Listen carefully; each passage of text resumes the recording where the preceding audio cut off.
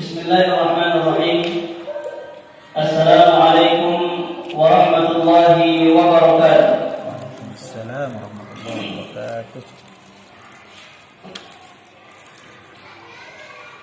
Alhamdulillahi rabbil alamin.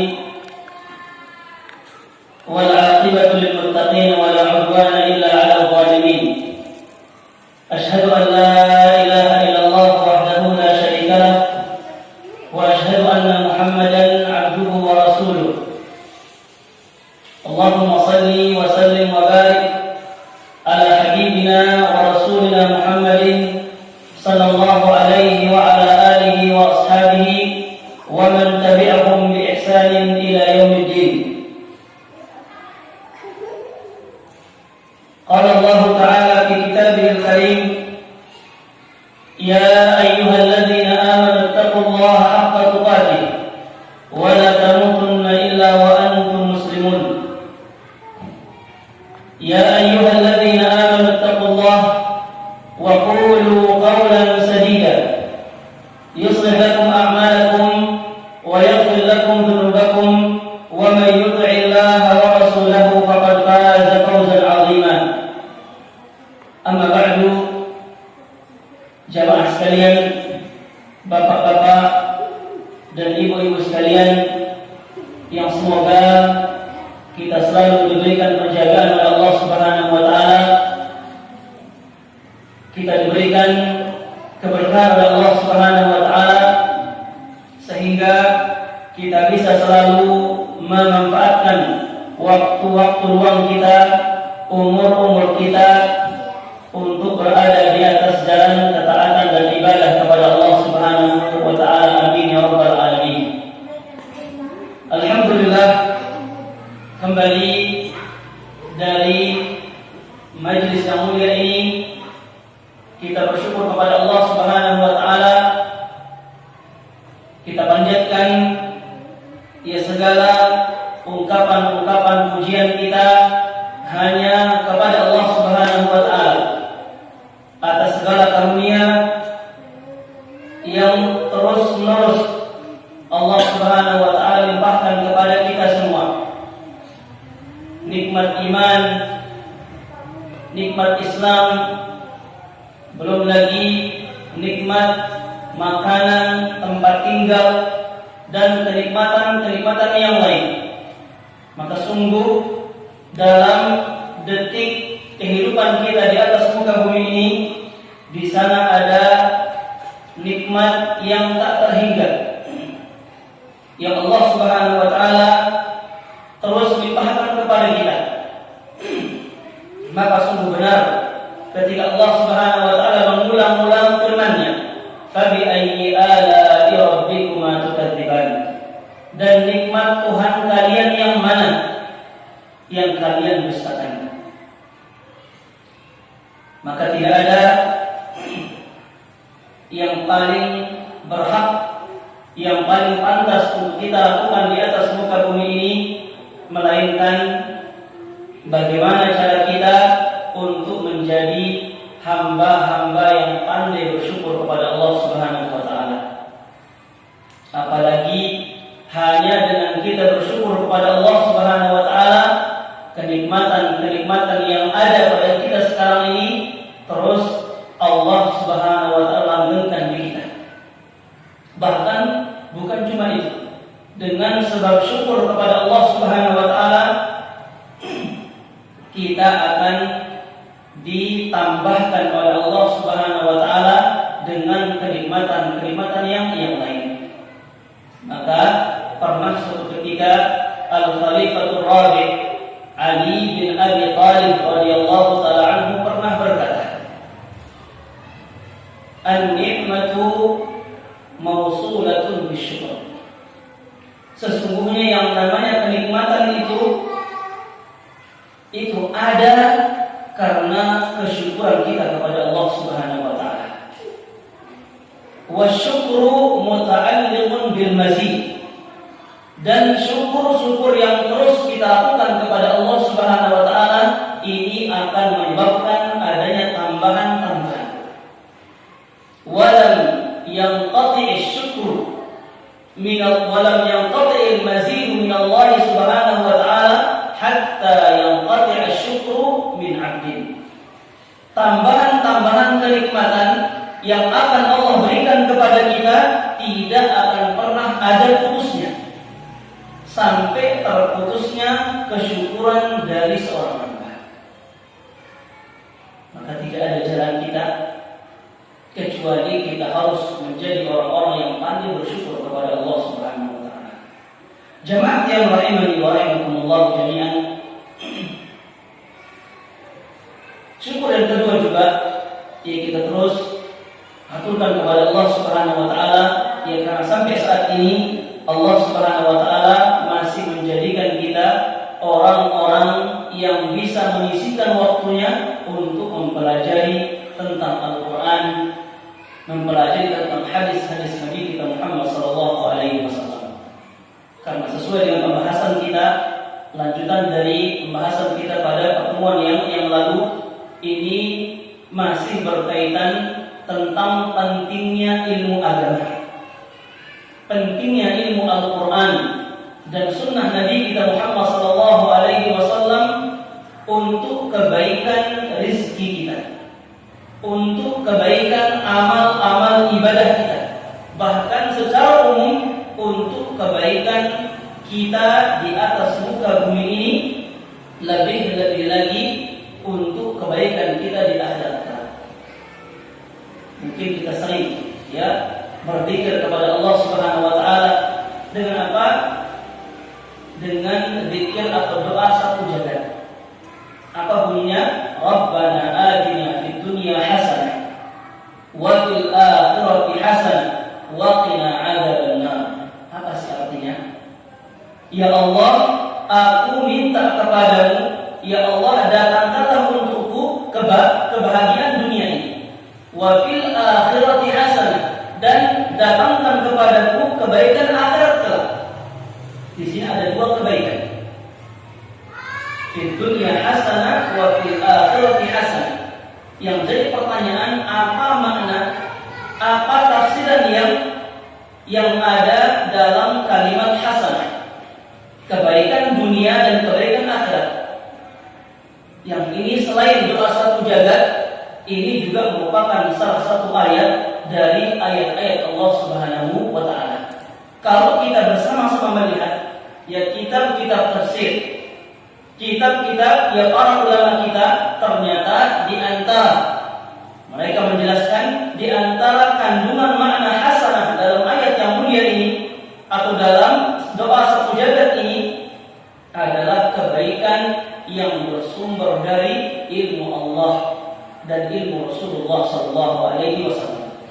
Ternyata kebahagiaan dunia kita, kebahagiaan akhirat kita kelak pada hari kiamat ini sangat dikaitkan, sangat tergantung ya bagaimana cara kita memelihara, menjaga ilmu Al-Quran dan sunnah Nabi kita Muhammad sallallahu alaihi wasallam. Jamaah yang rahimani wa rahimakumullah jami'an. Pada pertemuan yang kemarin ya kita membahas sebuah wirid yang dimana Nabi kita Muhammad sallallahu alaihi wasallam selalu mengawali pagi beliau, yang selalu beliau membuka hari-hari beliau dengan wirid tersebut. Allahumma inni as'aluka ilman nafi'an wa rizqan thayyiban wa amalan mutaqabbalan. Dan kami tekankan pada malam yang mulia ini, tidaklah Nabi kita Muhammad sallallahu alaihi wasallam memulai permintaan beliau dengan meminta ilmu yang bermanfaat terlebih dahulu, karena rizki yang ada, amal-amalan yang ada ini sangat tergantung kebaikannya. Kebaikan rizki kita, kebaikan amal-amal ibadah kita, ya sangat tergantung dengan ilmu yang bermanfaat.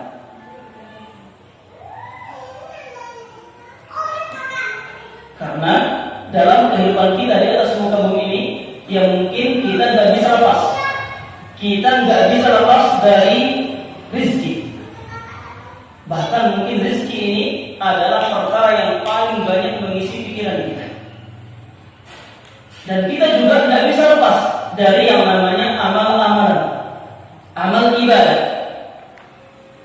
Sehingga kalau kita menginginkan kebaikan rezeki yang ada dan kebaikan dari amal-amal ibadah yang ada, maka kita harus fondasikan ini semua dengan ilmu yang bermanfaat, ilmu yang datang dari Al-Quran dan Sunnah Nabi kita Muhammad SAW. Jemaah yang rahimani wa rahimakumullah jami'an, kemarin kita terhenti di permintaan yang kedua tentang Nabi kita Muhammad SAW meminta rezeki yang halal kepada Allah Subhanahu wa Ta'ala. Karena selain ini merupakan perintah dari Allah Subhanahu wa Ta'ala, ternyata rezeki yang halal yang akan masuk ke dalam kantong kita, yang akan kita suapi diri kita suapi istri dan anak turunan kita, ini sangat menentukan karakter mereka, sangat menentukan sikap mereka, adab dan akhlak mereka. Lebih-lebih rezeki yang halal atau haramnya rezeki sangat menentukan dikabulkannya doa-doa yang kita angkat kepada Allah Subhanahu wa Ta'ala.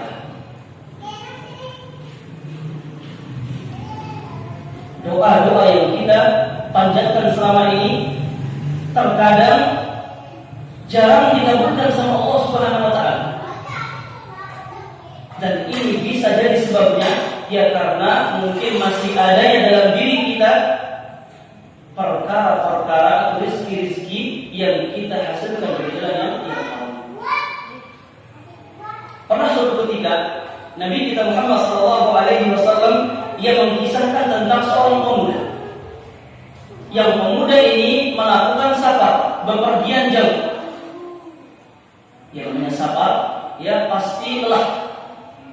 Sehingga dikatakan pemuda ini rambutnya acak-acakan, pakaiannya lusuh, saking lelahnya.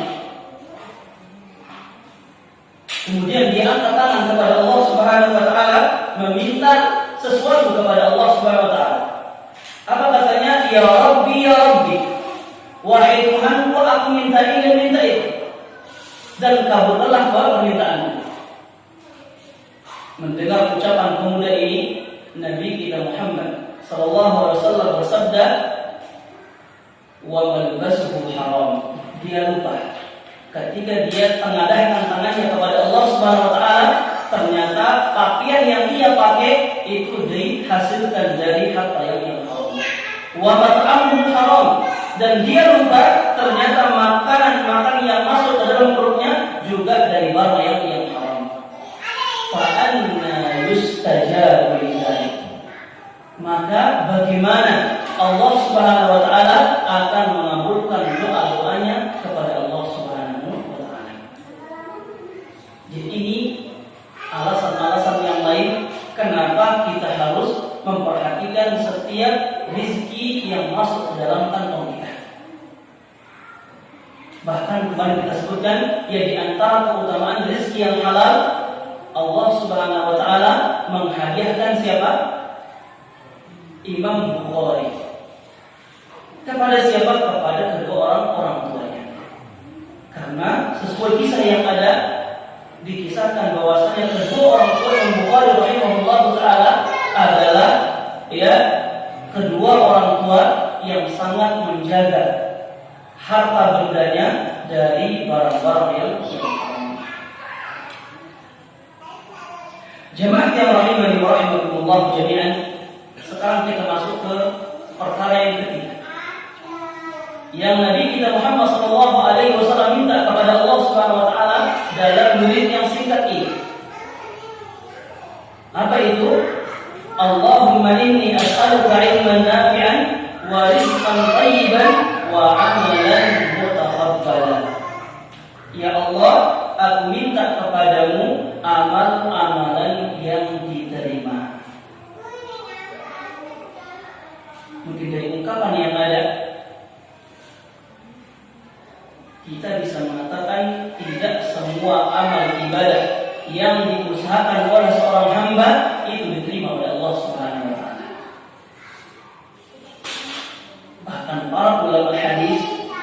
yang menjelaskan hadis yang mulia ini, mereka mengatakan tidak semua amal-amalan yang kita usahakan, yang kita amalkan di atas muka bumi ini tidak semuanya diterima oleh Allah Subhanahu wa taala.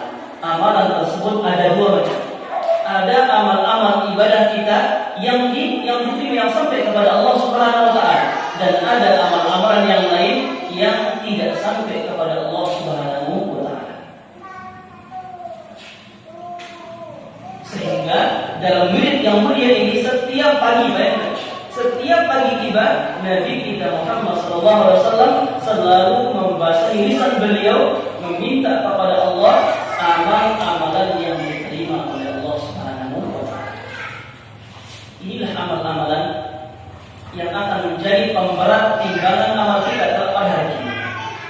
Inilah amal-amalan yang nanti akan menuntun tangan kita untuk masuk dalam surga Allah Subhanahu wa taala.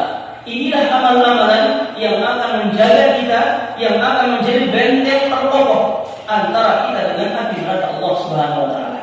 Bahkan amal-amal ini juga yang akan menentukan derajat posisi kita di surga mana Allah akan tempatkan kita. Oleh karena itu, ya, inilah yang diminta oleh Nabi kita Muhammad SAW kepada Allah Subhanahu wa taala.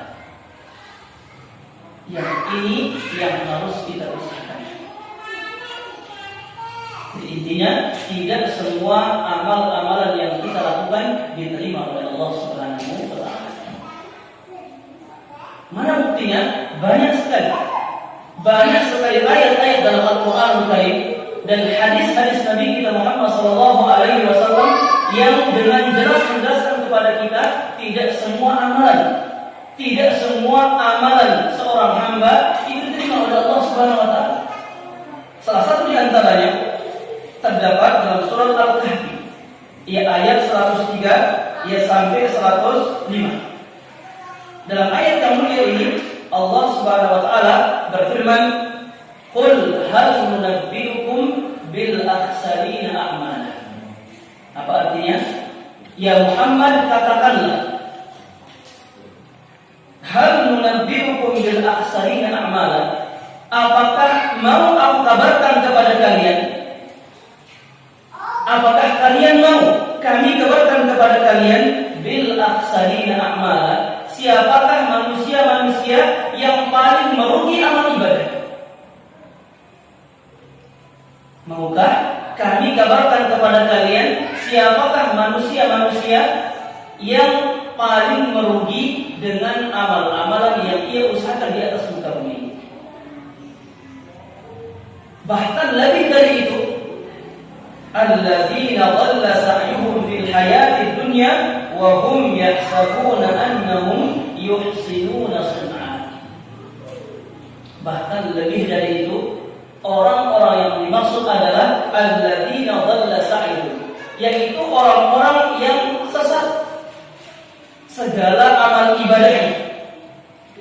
Orang-orang yang Allah sesatkan amal ibadah mereka di atas muka bumi ini, namun wahum yahsibuna annahum yuhsinuna sun'a. Namun mereka merasa mereka telah melakukan amalan-amalan yang terbaik. Kalau kita mengetahui ini amal ibadah yang tidak diterima oleh Allah Ta'ala, enak, kita bisa memperbaiki. Namun ternyata dalam ayat yang mulia ini, orang-orang tersebut yang sudah banyak beramal, Allah sudah sesatkan amalannya, tidak terima amalannya, namun mereka masih merasa mereka sedang melakukan amalan-amalan yang terbaik. Dan jelas sekali, ada amal-amal ibadah manusia yang akan menjadikan manusia rugi pada hari kiamat. Ini bukti yang pertama. Bukti yang kedua, Allah Ta'ala firmankan dalam surat Al-Ma'un. Dalam surat yang mulia ini Allah Subhanahu wa taala berfirman, "Fawailun lil musallin." Apa artinya? Neraka wail bagi orang yang salat. Sepintas kita mendengar pasti ada pertanyaan, masa orang salat masuk neraka wail? Masa orang salat, orang sujud, orang ruku, orang berzikir, namun Allah ancam dengan neraka wail kalau pada hari kiamat. Fawailun lil musallin, neraka wail, celakalah bagi orang-orang yang salat. Siapa sih mereka ini? Alladzina hum an salatihim sahun, yaitu orang-orang yang dalam salat mereka lalai, atau yaitu orang-orang yang lalai dalam mengamalkan atau melaksanakan ibadah salatnya. Apa faedahnya? Tidak semua salat diterima oleh Allah Subhanahu wa taala. Tidak semua ruku kita diterima oleh Allah Subhanahu wa taala. Ini yang kedua. Bukti yang ketiga, Allah Subhanahu wa taala sebutkan melalui lisan Nabi kita Muhammad sallallahu alaihi wasallam. Hadis ini dari sahabat Abi Hurairah radhiyallahu taala anhu,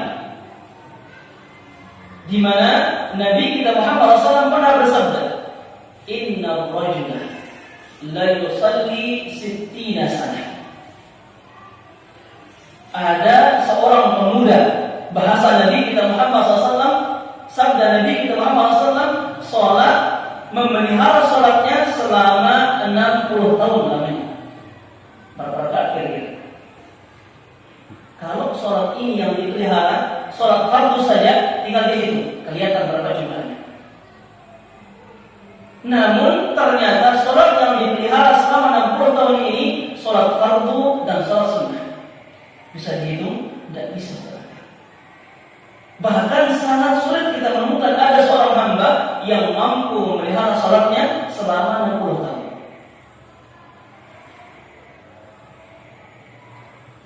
60 tahun bayangkan. Namun apa intinya? Lanjutan hadis ini, Nabi kita bersabda SAW, "Falam tuqbal minhu salatun." Namun ternyata salat yang sudah dipelihara, yang diusahakan selama 60 tahun ini tidak diterima oleh Allah Subhanahu wa taala walaupun satu rakaat. Alhamdulillah min dzalik. Bayangkan 60 tahun kita sudah memelihara, lawan ngantuk di subuh, meninggalkan pekerjaan kita, meninggalkan macam-macam, untuk apa? Semata-mata untuk melaksanakan ibadah salat. Ternyata hasilnya Allah Subhanahu wa taala tidak terima dari sholat kita ini walaupun satu rakaat. Begitu tidak? Bukan rugi, sangat-sangat rugi kita jemaah. Ketika Nabi kita Muhammad SAW ditanya apa sebabnya, beliau mengatakan, la'allahu yutimmu ruku'ahu wa lam yutimma sujudah. Sebabnya bahwasanya pemuda ini ketika dia sholat, dia merapikan ruku'nya, namun ternyata sujudnya belepotan. Aw yutimma sujudahu wa lam yutimma ruku'ah. Atau barangkali pemuda ini merapikan sujudnya, namun ruku'nya belepotan. Padahal Nabi kita Muhammad SAW ya sejak 1500 tahun yang lalu telah bersabda, "Shallu kama ra'aitumuni usalli." Salatlah kalian sebagaimana kalian melihat aku salat. Jadikan ruku kalian seperti ruku saya. Jadikan takbir kalian sebagaimana takbir saya. Jadikan sujud kalian sebagaimana sujud saya. Dan jadikan rukun-rukun sholat kalian sebagaimana rukun-rukun sholat saya. Ini sebabnya jemaah rahimani wa rahimakumullah jami'an. Makanya bisa diambil kesimpulan apa? Ternyata di setiap kita akan beribadah kepada Allah Subhanahu wa taala, apa yang kita lihat? Yang kita perhatikan, yang kita titik beratkan apa? Kualitas. Bukan kuantitas. Kalau seandainya satu rakaat saja bisa kita amalkan kepada Allah Subhanahu wa taala dan dia diterima oleh Allah, cukup bagi kita. cukup bagi kita untuk apa? Untuk bisa masuk ke dalam surga Allah Subhanahu wa taala dan jauh dari dahsyatnya azab api neraka Allah Subhanahu wa taala. Namun kita kan tidak tahu. Kita tidak tahu mana amal-amal ibadah kita yang diterima oleh Allah Subhanahu wa taala, mana yang tidak diterima. Maka tidak ada jalan bagi kita agar kita bisa mengusahakan setiap amal-amal ibadah itu amal-amal yang diterima oleh Allah Subhanahu wa taala melainkan dengan belajar terlebih dahulu. Tidaklah kita takbir kecuali kita ilmu terlebih dahulu. Oh iya, takbirnya Nabi kita Muhammad SAW. Sebelum kita berpuasa, baiknya kita ilmu terlebih dahulu. Begini cara berpuasa Nabi kita Muhammad SAW. Sebelum kita berhaji, kita ilmu dulu. Begini haji Nabi kita Muhammad SAW. Karena agama kita ini agama yang Allah turunkan kepada Nabi kita Muhammad SAW, agama yang Allah wahyukan kepada Nabi kita Muhammad SAW adalah agama yang dibangun di atas ilmu. Dan ini Allah jelaskan dalam Al-Quranul Karim. Allah Ta'ala berfirman, "Qul hadhihi sabili ad'u ila Allahi ala basiratin ana wa man ittaba'ani." Apa artinya? Dalam ayat yang mulia ini Allah perintahkan kepada Nabi kita Muhammad SAW. Untuk apa? Ya Muhammad, katakanlah, ini agama, ini jalan, hadhihi sabili, ini agama Allah, ini agama, ini jalan hidup, ini ibadah, ini syariat Allah Subhanahu wa taala. Syariat yang bagaimana? Ad'u ila Allah. Sebuah syariat yang Allah wahyukan kepadaku untuk apa? Untuk aku menyeru manusia kepada Allah Subhanahu wa taala. Untuk mengajak manusia beribadah hanya kepada Allah Subhanahu wa taala. Dengan apa? Dengan ikut-ikutan. Dengan sekedar beramal, tidak jemaatnya. Ala basiratin, berdasarkan ilmu dan hujjah. Ilmu dari apa? Ilmu siapa? Ya ilmu Al-Quran dan Sunnah Nabi kita Muhammad SAW. Ana wa man ittaba'ani. Saya, kata beliau, wa man ittaba'ani, dan siapapun yang mengikuti saya. Ternyata ini dia agama Allah Subhanahu wa taala. Ini dia hakikat agama Islam yang Allah wahyukan kepada Nabi kita Muhammad SAW. Sebuah agama yang apa? Yang sangat menitik beratkan dalam masalah amal ibadah kepada kualitas, bukan kuantitas. Mana buktinya? Ya firman Allah Subhanahu wa taala dalam Al-Quranul Karim, dalam surat Al-Mulk, ya ayat yang kedua. Apa bunyinya? Allah Subhanahu wa taala berfirman, "Alladzi khalaqal mauta wal hayata liyabluwakum ayyukum ahsanu amala." Apa artinya? Alladzi khalaqal mauta wal hayata. Siapa? Allah Subhanahu wa taala. Zat yang menciptakan kematian dan kehidupan. Liyabluwakum, semata-mata untuk mengabarkan kepada kalian apa? Ayyukum ahsanu amala. Siapa dari kalian yang paling bagus amal ibadahnya? Siapa dari kalian yang terbaik amal ibadahnya? Kalau seandainya agama Islam ini agama kuantitas, maka Allah Ta'ala akan berfirman, liyabluwakum ayyukum aktsaru amala, untuk mengabarkan kepada kalian siapa dari kalian yang paling banyak amal ibadahnya. Namun bukan jemaatnya. Hadis yang tadi yang membuktikan. Sholat banyak selama 60 tahun, namun ternyata tidak berkualitas. Maka tidak ada ya beratnya sama sekali di sisi Allah Subhanahu wa taala. Jadi yang harus menjadi perhatian kita di setiap kita melakukan ibadah kepada Allah Subhanahu wa taala itu adalah kualitas ibadah tersebut. Liyabluwakum ayyukum ahsanu amala. Untuk mengabarkan kepada kalian siapa dari kalian yang paling baik, yang terbaik, yang paling bagus amal ibadahnya. Kalau kita melihat tafsiran ayat yang mulia ini, apa yang dimaksud oleh Allah Subhanahu wa taala dengan orang-orang yang terbaik amal ibadahnya? Ada salah seorang ulama yang bernama Imam Fudail bin Iyad rahimahullah taala.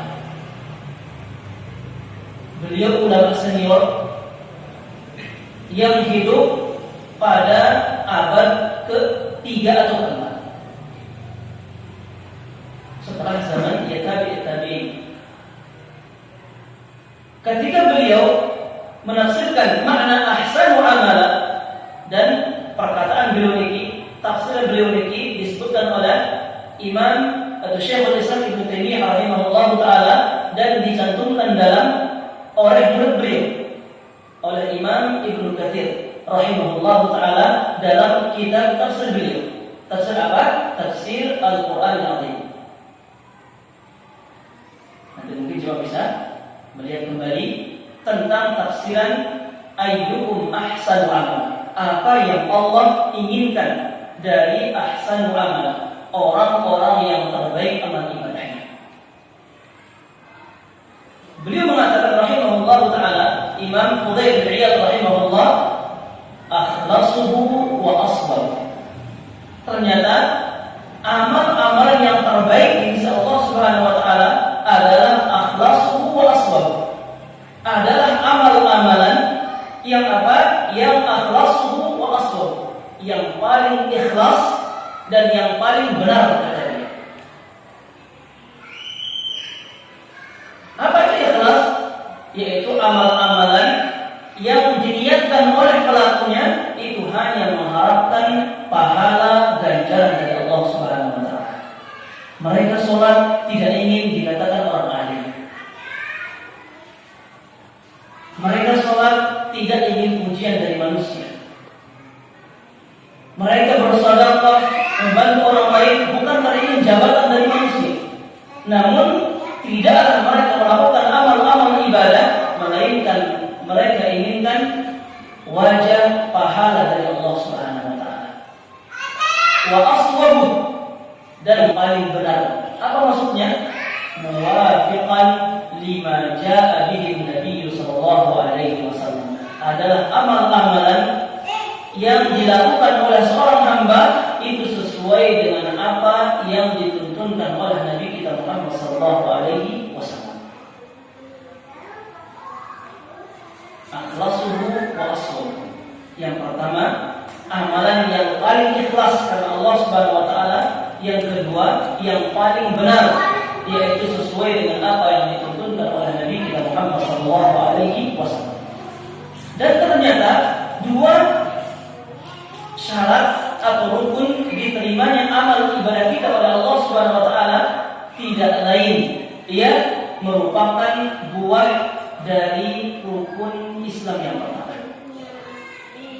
Apa? Mungkin kita selama ini hanya mementingkan sholat, puasa, zakat, haji, namun kita lupakan yang pertama. Apa itu? Ya, syahadatain. Kalau kita ditanya berapa rukun sholat, semua bisa menjawab, bahkan secara detail. Berapa rukun puasa, dengan detail dia jawab.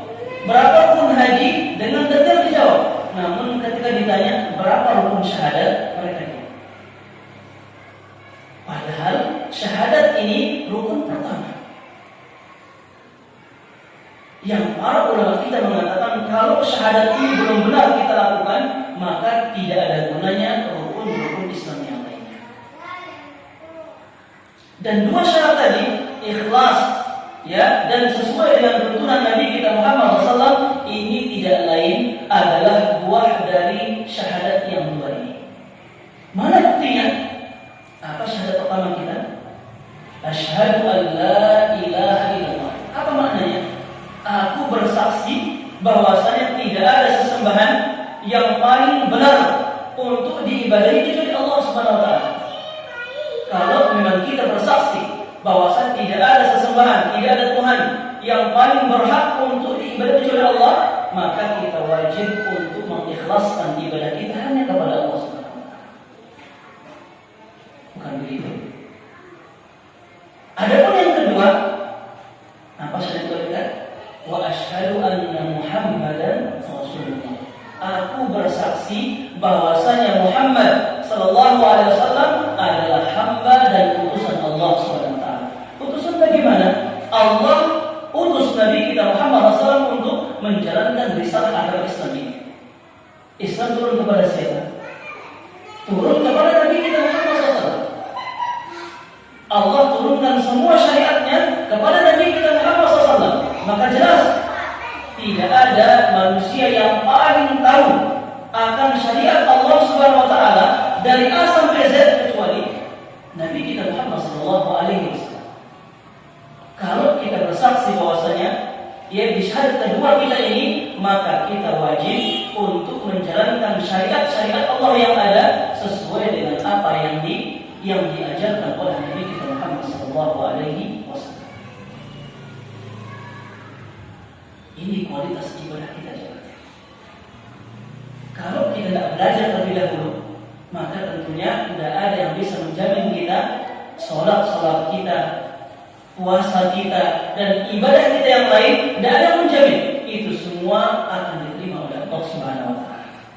Padahal Allah Subhanahu wa taala telah menjelaskan dalam Al-Qur'anul Karim bahwasanya ibadah-ibadah yang benar yang diterima oleh Allah Subhanahu wa taala adalah ibadah-ibadah yang ada padanya dua rukun.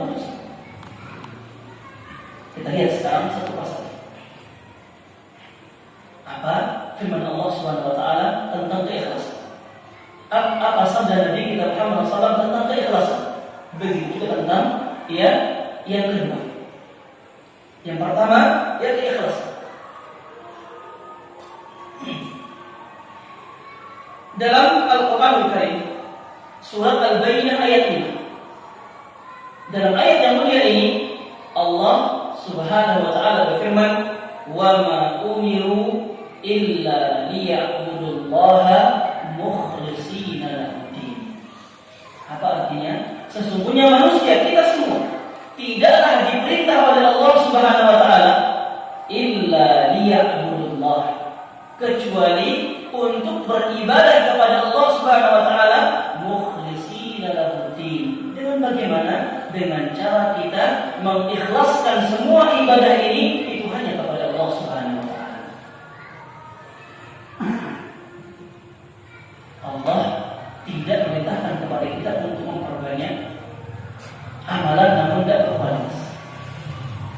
Namun Allah Subhanahu wa taala hanya memerintahkan kepada kita untuk melihat kualitas amalan kita. Amal-amal ibadah yang ada padanya keikhlasan kepada Allah Subhanahu wa taala. Bahkan dalam sebuah hadis Nabi kita Muhammad sallallahu alaihi wasallam dalam atau dibawakan oleh Imam An-Nasa'i rahimahullahu taala, Nabi kita bersabda sallallahu alaihi wasallam, "Innallaha la yaqbalu minal amali illa ma kana lahu khalisan liwajhi." Apa artinya? Sesungguhnya Allah Subhanahu wa taala tidak akan pernah menerima suatu amalan kecuali amalan tersebut dilakukan dengan niat ikhlas karena Allah Subhanahu wa taala. Memang apapun yang kita niatkan ketika beribadah kepada Allah, semua akan dikasih oleh Allah Subhanahu wa taala. Orang beramal niat pahala, Allah kasih pahala tersebut. Orang beramal inginkan pujian manusia, Allah kasih pujian tersebut. Orang beramal menginginkan jabatan, Allah kasih jabatan tersebut. Namun itu sebatas di dunia saja. Adapun di akhirat kelak tidak akan ada yang Allah berikan kepada mereka kecuali azab nerakanya yang sangat pedih. Buktinya mana? Nanti jemaah yang bisa lihat dalam surat Hud ayat ayat 15 dan 16. Dalam ayat yang mulia ini Allah Subhanahu wa taala berfirman, "Man kana yuridul hayatad dunya wa zinataha nuwaffi ilaihim a'malahum wa hum fiha la yubkhasun." Apa artinya? Dan orang-orang yang dalam amal-amalannya menginginkan perkara dunia dan segala kelezatan dunia yang ada, nuwaffi ilaihim a'malahum, maka kami akan berikan kepada mereka apa yang mereka niatkan. Wa hum fiha la yubkhasun, dan kami tidak akan pernah merugikan mereka. Itu di dunia coba. Di akhirat bagaimana? Dalam lanjutan ayat ini Allah Ta'ala berfirman, "Ulaika alladziina laisa lahum fil akhirati illa an-nar." Orang-orang tersebut yang dalam amal-amal ibadah mereka tidak ikhlas, namun menginginkan perkara-perkara dunia, ulaika alladziina laisa lahum, mereka adalah orang-orang yang kelak pada hari kiamat tidak akan kami berikan kepada mereka illan nar, kecuali azab neraka Allah Subhanahu wa taala. Apa artinya ini? Keikhlasan ini kewajiban. Ikhlas ini kewajiban, bukan pilihan. Sehingga amal ibadah apapun yang kita lakukan, kapanpun dan dimanapun, kita wajib mengikhlaskan ibadah itu hanya kepada Allah Subhanahu wa taala. Karena ini salah satu rukun syarat diterimanya amal ibadah kita oleh Allah Subhanahu wa taala. Apa yang kedua? Waktu. Yang kedua adalah sawaban. Amal-amal ibadah dengan keikhlasan dan juga harus sesuai dengan apa yang diajarkan oleh Nabi kita Muhammad sallallahu alaihi wasallam. Kita sekarang ini jemaah yang sedang berada di mana? Sedang berada di dunia Allah Subhanahu wa taala. Kalau bisa dikatakan kita sedang berada di perusahaan Allah Subhanahu wa taala, di mana Allah Subhanahu wa taala ya sudah menaruh aturan-aturan dalam perusahaannya. Seandainya kita sebagai seorang manusia memiliki perusahaan, seorang direktur yang sudah kita taruh aturan berbagai macam, kemudian tiba-tiba ada pegawai kita yang datang begitu saja membuat aturan sendiri, kita marah.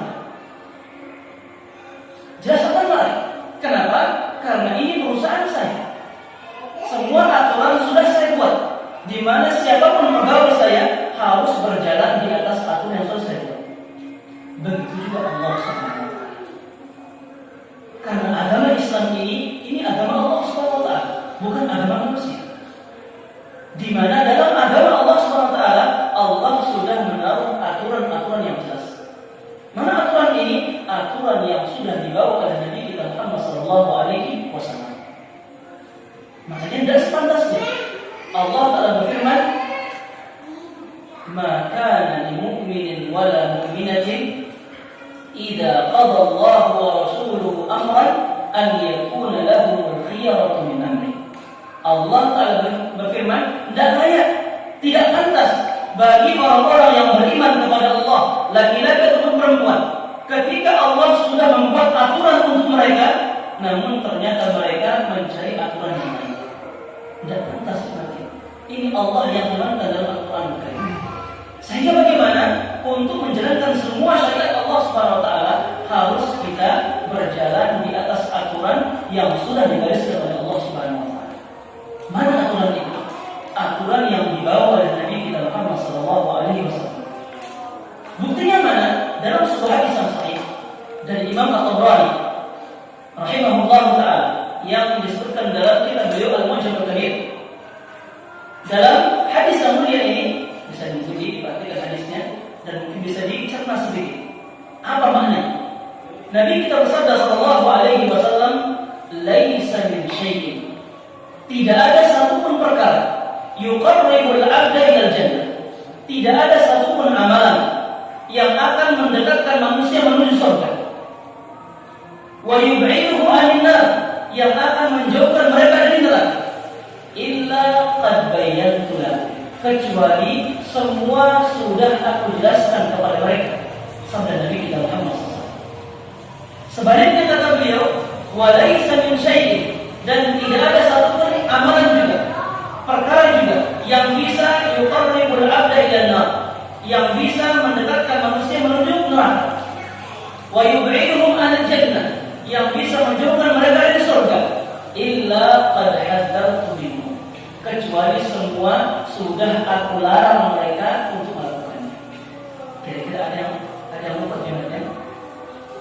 Ada enggak kebaikan yang luput dari Nabi kita Muhammad SAW? Tidak ada sama sekali. Sebaliknya, ada enggak keburukan yang luput yang belum dijelaskan Nabi kita Muhammad SAW? Tidak ada. Semua sudah sempurna jemaah. Bahkan tidaklah Nabi kita Muhammad SAW meninggal dunia kecuali setelah agama ini sempurna. Mana ayat yang turun? Al-yawma akmaltu lakum dinakum. Ya Muhammad, pada hari ini haji wada. Pada hari ini aku telah sempurnakan untukmu agama. Apa artinya? Sudah sempurna. Tidak ada yang kurang sama sekali. Bahkan ketika itu Nabi kita Muhammad mengumpulkan semua sahabatnya tanpa terkecuali yang jumlahnya ribuan. Lalu beliau bersabda, "Ala hal balagh." Wahai sahabatku sekalian, bukankah aku sudah jelaskan kepada kalian semua tentang agama Islam ini? Apa kata mereka? Bala ya Rasulullah. Naam, semua sudah aku jelaskan ya Rasulullah. Lantas Nabi kita berkata, Allahumma syahad. Allah angkat, Nabi kita angkat tangannya kepada Allah, Allahumma syahad. Ya Allah, persaksikanlah, dengarkan persaksian mereka. 3 kali diulang, Allahumma syahad, Allahumma syahad, Allahumma syahad. Apa artinya? Ya Allah, saksikanlah persaksian ya umatku bahwasanya syariat Islam sudah sempurna dijelaskan kepada mereka. Jangan masalah sholat, jangan masalah haji. Ini perkara besar sebenarnya. Perkara kita masuk WC saja dijelaskan oleh kita Muhammad SAW. Lantas bagaimana perkara-perkara yang besar? Masih saja lagi, sedikit lagi. Bisa? Jadi ini yang benar. Kita harus beribadah ya sesuai dengan apa yang dijelaskan oleh Nabi kita Muhammad SAW. Apalagi Nabi kita bersabda SAW, "Man 'amila 'amalan laisa 'alaihi amruna fahuwa raddun." Barang siapa yang melakukan sebuah amalan yang tidak ada aturan, yang tidak ada ajaran dari kami, fahuwa raddun, maka ketahuilah amalan itu akan ditolak oleh Allah Subhanahu wa taala. Kita enggak ada melarang salat amatir. Salat jelas ibadah. Tidak ada yang melarang kita untuk mengaji. Mengaji itu ibadah. Tidak ada yang melarang kita untuk berpuasa. Puasa itu ibadah. Namun apa intinya? Namun intinya hendaklah kita di setiap kita melakukan ibadah-ibadah yang ada harus kita lihat kualitasnya, agar kita jangan termasuk dalam golongan orang-orang yang disabdakan oleh Nabi kita Muhammad SAW, rubba sha'imin atau rubba musalli laisa lahu min salatihi illa ta'ab. Apa artinya? Berapa banyak orang melakukan ibadah salat, namun ternyata tidaklah mereka mendapatkan dari salatnya kecuali lelah saja, lelah ruku, lelah sujud, namun tidak ada nilai sama sekali. Wa rubba sha'imin, dan berapa banyak orang berpuasa, laisa lahu min siyamihi illa al-ju'i wal 'atash, namun ternyata mereka tidak mendapatkan dari ibadah puasanya melainkan hanya haus dan lapar saja. Lelah kita seperti berpuasa itu. Kalau tidak ada nilainya sama-sama sekali. Yang terakhir, pada suatu ketika salah seorang tabi'in terkemuka yang bernama Sa'id ibn Musayyib rahimahullah ta'ala. Beliau ketika itu berjalan di sebuah masjid di waktu subuh, dan di sana beliau mendapati ada seorang pemuda yang dia sholat rakaatain fajr, sholat qabliyah subuh. Berapa rakaat? 4 rakaat atau 6? 2 rakaat saja. Ada lebihnya? Ada lebihnya? Tidak ada, 2 rakaat saja. Nabi kita sallallahu alaihi wasallam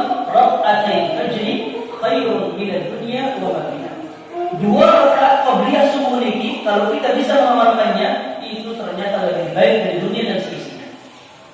Beliau Sa'id bin Musayyib rahimahullah taala pergi ke masjid, dia menemukan seorang pemuda yang dia sholat qabliyah subuh, memperbanyak rakaatnya, memperpanjang rukunya dan zikir-zikirnya. Ini kalau kita lihat dengan pandangan mata kita sendiri, pendapat kita, baik atau buruk? Baik, sangat baik. Karena ini sholat. Tidak ada orang sholat ruku juga berzikir. Pemuda ini memperpanjang rukunya, memperbanyak zikirnya, memperbanyak rakaatnya. Kaget beliau. Siapa? Sa'id bin Musayyib. Ditunggu. Ketika dia salam pemuda ini, langsung didekati dan dinasihati dengan cara yang baik. Kenapa memperbanyak rakaat? Bukankah Nabi kita Muhammad SAW tidak pernah melakukan qabliyah subuh kecuali 2 rakaat saja? Dengan nada tidak terima, dia angkat suara pemuda ini. Ya Abu Muhammad, wahai Abu Muhammad, itu kunyahnya Sa'id bin Musayyib. Ya Abu Muhammad, ayu'adzibuni Allah bi salati. Apakah Allah akan mengadabku dengan salatku ini? Lihat pertanyaannya. Apakah Allah akan mengadabku dengan salatku ini? Apa salat? Apa salahnya orang salat? Mendengar itu, beliau berkata, rahimahullah ta'ala, tidak. Walakin sayu'adzibuka bi mukhalafatika li sunnatin Nabi sallallahu alaihi wasallam. Namun Allah Subhanahu wa taala akan mengadabmu karena engkau melakukan rakaat subuh ini tidak sesuai dengan ajaran yang dibawa oleh Nabi kita Muhammad sallallahu alaihi wasallam. Itu kan banyaknya jawab, tapi kualitasnya. Sufyan bin Uyainah rahimahullah ta'ala, ini juga salah seorang tabi'in. Sufyan bin Uyainah, beliau juga pernah berkata, anna Rasulullah SAW, bahwasanya Nabi kita Muhammad huwal mizanul akbar, dia adalah timbangan terbesar dalam diterima atau tidaknya amal ibadah kita oleh Allah SWT. Dia mizan, timbangan. Bagaimana? Kata beliau, fa'alaihi tu'udul asya'a, semua perkara di atas muka bumi ini, terlebih perkara amal-amal ibadah, ditimbang dengan tuntunan beliau, dengan adab beliau, dan dengan sejarah hidup beliau. Intinya, fama wafaqaha fahuwal haq. Mana perkara-perkara amal-amalan yang sesuai dengan ajaran beliau, itulah kebenaran, kata beliau, yang wajib untuk diikuti dan diamalkan. Wa ma khalafaha fahuwal batil. Dan apapun yang tidak sesuai dengan tuntunannya, maka itu perkara yang batil, walaupun kebanyakan manusia mengatakan itu baik. Jamaah yang rahimani wa rahimakumullah jami'an, inilah agama kita. Inilah hakikatnya amalan yang diminta oleh Nabi kita Muhammad SAW setiap pagi. Wa amalan mutaqabbalan. Amalan bagaimana? Amalan yang sesuai dengan keikhlasan kepada Allah Subhanahu wa taala dan sesuai dengan ajaran Nabi kita Muhammad sallallahu alaihi wasallam. Dan tentunya kita tidak akan pernah bisa mengetahui ini amal-amalan yang diterima oleh Allah dan ini yang tidak, kecuali dengan lantaran ilmu yang bermanfaat. Jemaah yang rahimani wa rahimakumullah jami'an, semoga apa yang kami sampaikan pada pertemuan kali ini, walaupun agak panjang, ya, melebihi waktu yang ditentukan, kami minta maaf. Semoga apa yang kami sampaikan pada pertemuan kali ini dan apa yang jemaah yang dengar dari kami pribadi diberkahi oleh Allah Subhanahu wa taala dan dijadikan ilmu yang bermanfaat bagi kita semua, sehingga bisa kita rasakan manfaatnya dan bisa kita bagikan kepada orang-orang yang kita sayangi di rumah kita. Amin ya rabbal alamin. Kita tutup dengan doa kafaratul majlis. Semoga dengan kita berpaling dari tempat ini, kita termasuk orang-orang yang diampuni dosa-dosa kita oleh Allah Subhanahu wa taala. Subhanallahumma wa bihamdik, asyhadu an la ilaha illa anta, astaghfiruka wa atubu ilaik. Wassalamualaikum warahmatullahi wabarakatuh.